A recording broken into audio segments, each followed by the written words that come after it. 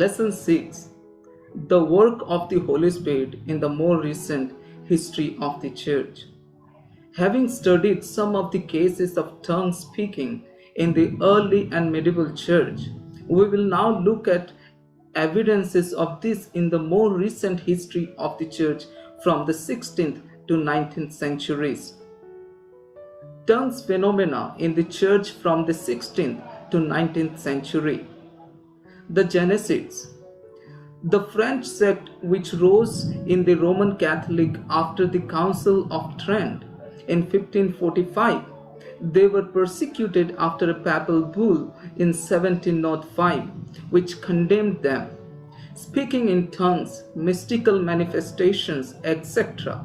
Some accounts of them may be exaggerated, but their access invited criticism and condemnation.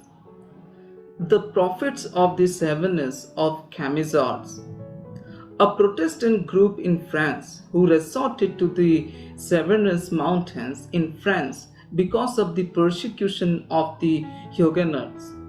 An account of their experience by Henry Beard shows they included men, women, old and young, some of them illiterate, falling backwards, undergo strange and involuntary contortion. They came out of this gradually and regained the power of speech, quote texts of scripture and discourses in intelligible French.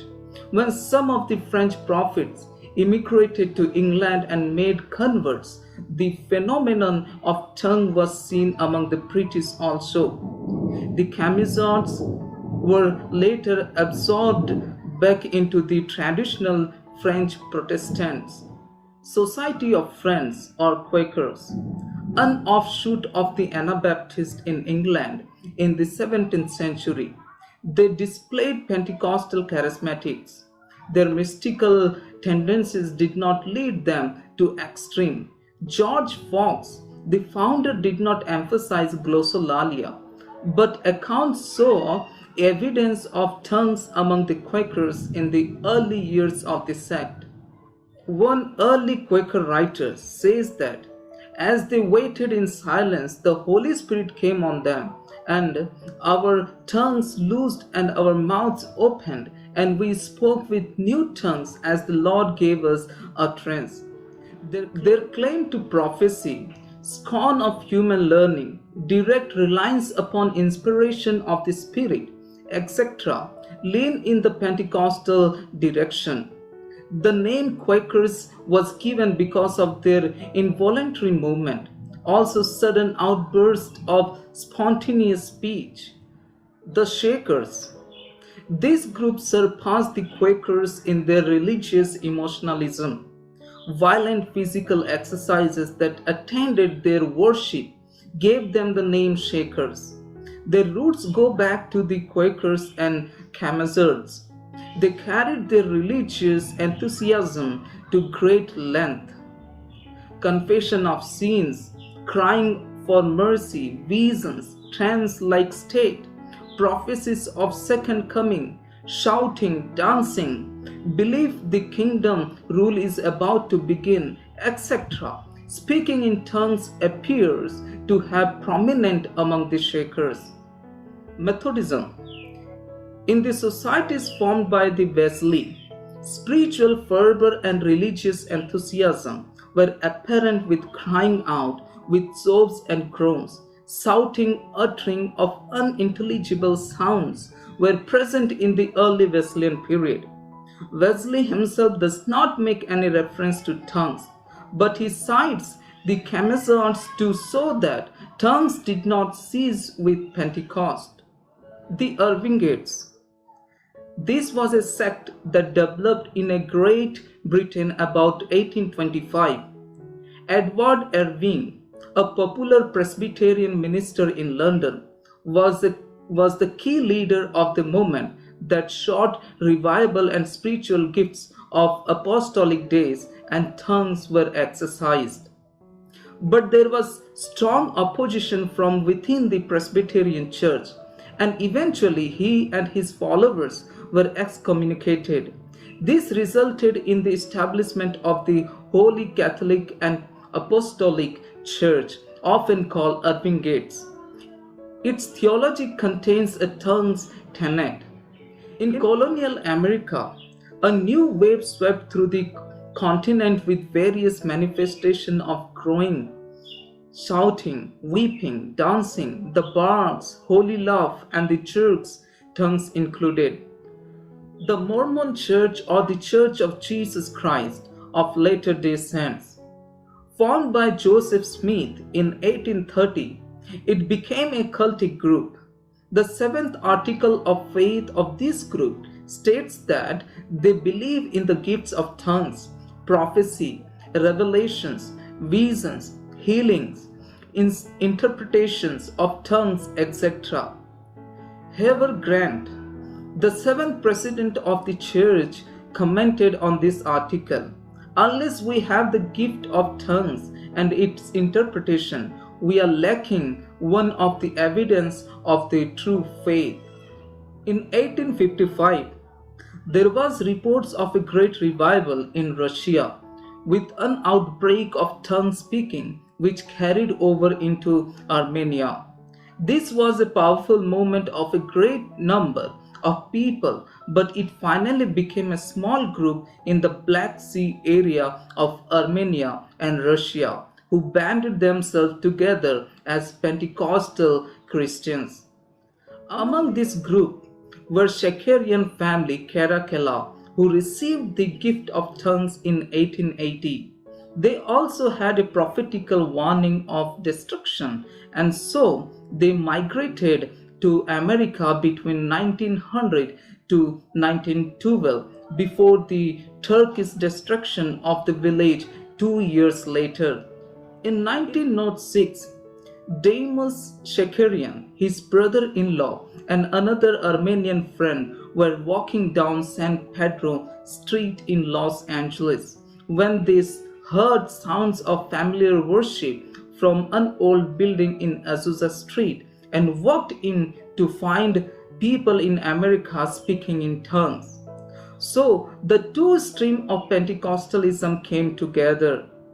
In the 1870s, in the Middle West of USA, as a result of series of interdenominational revival, there were many cases recorded of tongue speaking by individuals as widely separated from Rhode Island to Arkansas. The Welsh revival of the 1850s and later in 1903 to 1904 had several cases of people speaking in tongues amid the crying and joy and prophecy that the Holy Spirit produced in different churches. The Holy Spirit and the Holiness Movement. Holiness movement, religious movement that arose in the 19th century among Protestant churches in the United States, characterized by a doctrine of sanctification centering on a post-conversion experience. The numerous holiness churches that arose during this period vary from quasi-Methodist sects to groups that are similar to Pentecostal churches. The holiness movement traces its roots to John Wesley's insistence that Christians in this life might become perfect in love or intention. John Wesley, the founder of Methodism, who issued a call to Christian perfection. Perfection was to be the goal of all those who decide to be altogether Christian.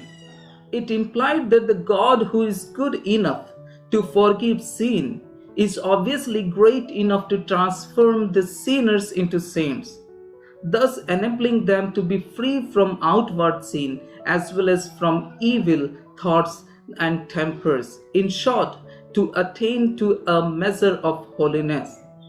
This teaching, the experience known as Christian perfection or entire sanctification that grew out of it and found fertile ground in the perfectionist climate of antebellum North America. The holiness movement arose in America in response to three liberal movements in the mainline churches. These were the teaching of evolution in contrast to biblical creation, the German higher biblical criticism, and the so called social gospel to reform the world, and then denied the need for a personal experience of conversion. The holiness movement offered the alternative of transformation from within. It stressed the moral perfection of the individual and the ability to give up alcohol, tobacco, and other similar interests as signs if achieving this state. Due to the growing rift between the Eastern Methodists, who had formed a national camp meeting association for the promotion of holiness, and their converts who increasingly dominated the independent churches and missions, and the affiliated state association formed in 1880 and were slowly accepting the liberal teaching, the holiness movement was set up to reshape Methodism. It was from this background that the early Pentecostal came, as it was a short step from to baptism of the Holy Spirit as a means of spiritual power to the acceptance of tongues as the initial witness of such a baptism. The tongues phenomena in the Indian church in the 19th century. Professor Gray B. McGee mentions a series of Pentecostal-like revival in Madras, Travancore as early as 1960 and 1961. This was followed by the outpouring of the Holy Spirit in Travancore in 1874. This was 40 years before the Azusa Street revival in America. Dr. A.C. George says, one incorrect notion is that Pentecostalism in India is directly linked with the Azusa Street revival of 1907.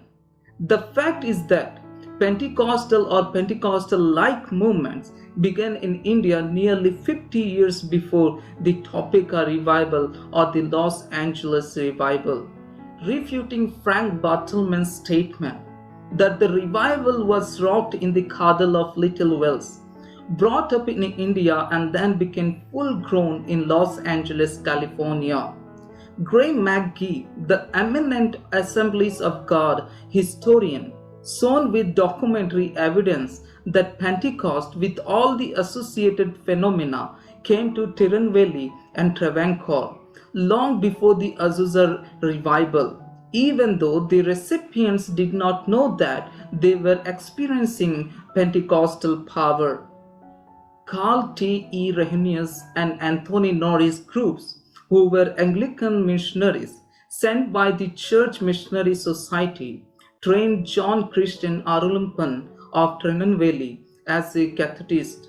Arulumpan happened to read about the revivals in the United States, England, and Ulster in 1857 to 59, and was greatly moved by what he read.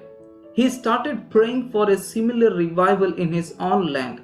Little did he realize then that God would use him to spread the flames of revival in his own place as well as in Travancore. On the 4th of March 1860, revival broke out in Tirunelveli. Surprisingly, it happened among a group of people who were not anticipating anything miraculous, and one of the missionaries who had brought the light of the gospel to that area was present in that meeting. Gray McGee described the revival this way. The phenomena in the revival included prophecy, glossolalia, glossography, and interpretation of tongues, as well as intense conviction of sin among nominal Christians, dreams, visions, signs in heavens, and people falling down or shaking. Dr. McGee also points out that this revival that broke out in Tirunelveli and spread to the other areas began as indigenous movement in the beginning. That is to say, it developed independently from the influence of similar revivals in the West. A decade later, Arulappan brought the revival message to many CMS congregation and the congregation of the Syrian Christians of Travancore. This produced a revival there that lasted for several years. We can therefore see that revival with the accompanied glossolalia was experienced in the South India 40 years before it was experienced in USA as an independent experience.